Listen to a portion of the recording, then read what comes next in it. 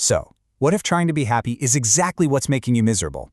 Everywhere we look today, we're just bombarded with toxic positivity, right? We are constantly pressured to feel good, to be our best selves, and to optimize literally every single waking second of our lives. But what if this modern obsession with constant, unwavering happiness is actually the very thing dragging us down? Well, welcome to this explainer, where we're going to intentionally dismantle the conventional self-help tropes we've all been spoon-fed since childhood. If you are totally exhausted by the endless treadmill of just think positive, you are absolutely in the right place. Today, we're exploring a radically different, delightfully counterintuitive approach to living a good life.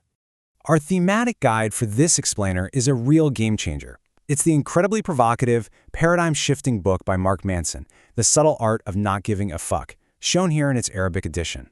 We're going to use the core philosophies of this book to learn exactly how to embrace our struggles and take radical responsibility for our lives. Okay, here's the roadmap for our journey today. 1. The art of not trying. 2. Happiness is a problem. 3. You are not special. 4. The value of suffering. 5. You are always choosing. And 6. Failure drives our progress. Let's dive right into Section 1, The Art of Not Trying. Dismantling the self-improvement treadmill. The very first chapter bluntly sets our baseline. Don't try. Now, I know, it sounds kind of pessimistic at first, right? We're completely conditioned to try harder, hustle more, and constantly strive for more money, better looks, and deeper fulfillment. But the argument here is that this relentless pursuit only reinforces what you lack in the first place. Consider this contrast. By constantly chasing a more positive experience, you actively remind yourself over and over again that you don't have it yet. It actually makes you feel worse. Enter the backwards law. This is the philosophical idea that the desire for a more positive experience is itself a negative experience. But paradoxically, accepting your negative experiences, accepting your flaws, your anxieties, your perfectly average days is actually a positive act. Once you stop trying so desperately to feel good all the time, you actually free yourself to start really living. Section 2. Happiness is a problem.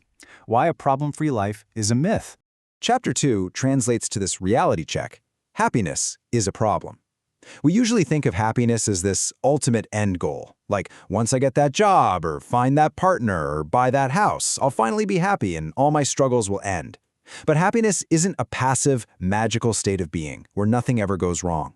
It's an active, ongoing process of dealing with things that inevitably do go wrong. The great myth here is that we can somehow achieve a life without any problems or friction at all. But the reality?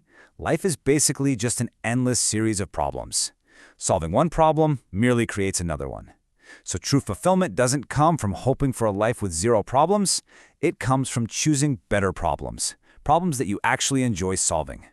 If you love the struggle of running a marathon, the blisters and the exhaustion aren't miseries. They are the good problems that bring you joy. Section 3. You are not special. Dropping the ego for a lighter life. You are not special. In today's culture, we are constantly told that we're destined for greatness, that everyone deserves to be extraordinary. But the cold, mathematical reality is that most of us are completely average at most things. And while that might sound like a massive insult, accepting our own mediocrity is actually an incredibly liberating realization. We really need to redefine what it means to be special. You see, when we believe we're uniquely extraordinary, we also tend to believe our problems are entirely unique and that we're victims of a uniquely unfair universe. By recognizing that your problems and experiences are actually largely universal and average, you strip away that modern narcissistic entitlement. You completely remove the paralyzing pressure to constantly be amazing. It lowers the stakes of your everyday life, allowing you to just appreciate the simple, normal things without feeling like a total failure. Moving to Section 4. The Value of Suffering. Embracing the Unavoidable. So Chapter 4 tackles the value of suffering. We spend so much of our time trying to numb ourselves, trying to avoid pain completely. But honestly, trying to avoid pain is a fool's errand. Pain is just the universe's way of telling us to pay attention, that something needs to change.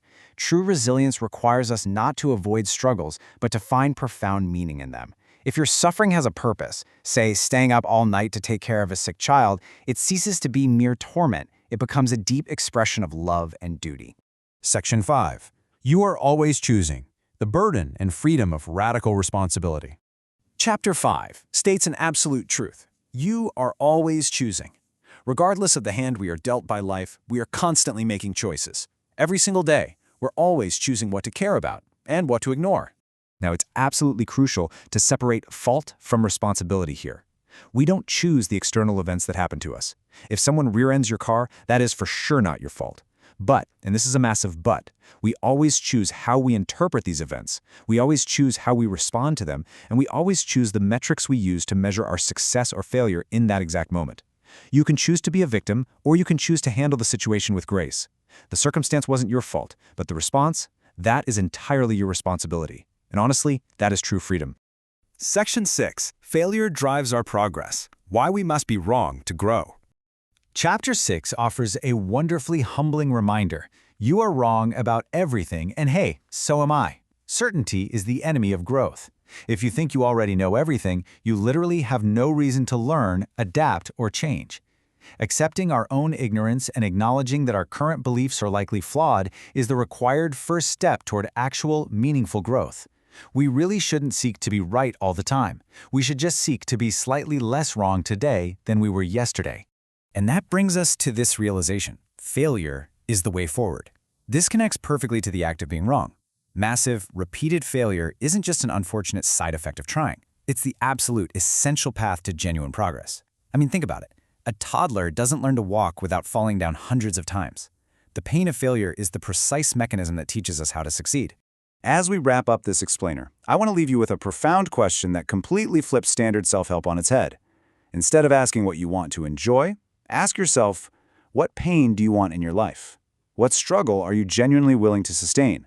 Because the answer to that question is what will actually dictate how your life turns out. It's not about avoiding the bad, it's about finding the bad that you are perfectly happy to endure. Think about that as you go through your day. Thanks for joining me on this deep dive, and I will catch you on the next explainer.